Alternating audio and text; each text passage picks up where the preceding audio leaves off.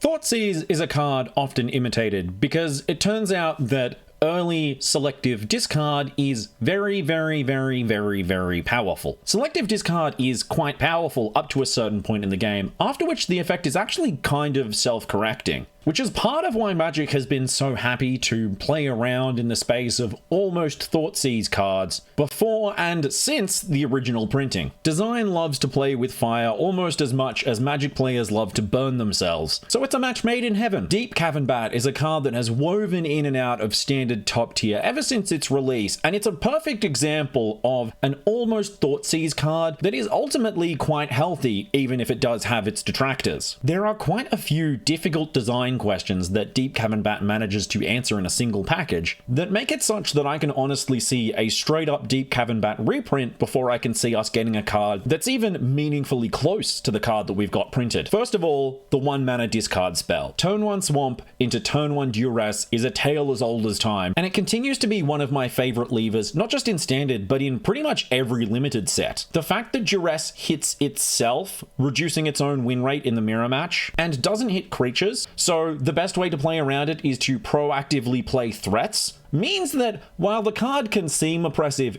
it actually, in practice, encourages an extremely proactive, threatening Magic game style. And I don't just say that as a mono red player. But as much as people say that they would rather get cards like Intimidation Tactics, Duress effects that hit creature or permanent based effects rather than non-creature, non-land cards, the continuing truth is the fact that creatures mostly enter the battlefield without haste and so are more effectively dealt with by a flexible piece of removal or by playing a creature out onto the battlefield and interacting. If I'm building a black deck in standard and I'm not trying to grind to mythic specifically by eating mono red decks and nothing else, I'm going to build Duress over Intimidation Tactics. This balance between having to choose a card type at the deck building stage is part of what makes discard cards so interesting and the really good power gate for them. We can have a straight up 1 mana Thoughtseize in standard, Ego Drain exists, but it turns out that accepting a deck building constraint is actually more than enough for most competitive players. So once we move up a mana, get into turn 2, and can no longer rip our opponent's Llanowar Elves out of their hand, now we can have straight up Thoughtseize effects.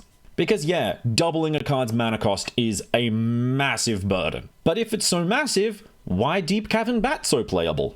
Well, it turns out that Wizards have been trying to work out the appropriate upside for a 2-mana Thoughtseize for quite a while. And while WotC have not seen fit to print my personal suggestion for the slot, that is 1 and a black, Thoughtseize your opponent, you gain 2 life, Deep Cavern Bat is about as close as they've gotten. I would genuinely not be surprised if Thoughtseize you gain 2 life has not seen some testing at some point and been removed either for being not entertaining enough or possibly even just too powerful. But Deep Cavern Bat isn't just a Thoughtseize, it's also a black Healer's Hawk. A 1/1 with flying and lifelink is incredibly good because a surprising number of decks can be built around having access to that small evasive creature. I mean, putting aside the fact that your Deep Cavern Bat can and will often gain you 3 to 4 life before being removed, and even more when you factor in it dying to a chump block, it's an excellent and reliable source of whenever you gain life triggers, whenever you attack, or whenever you deal combat damage to an opponent triggers. Doubly so,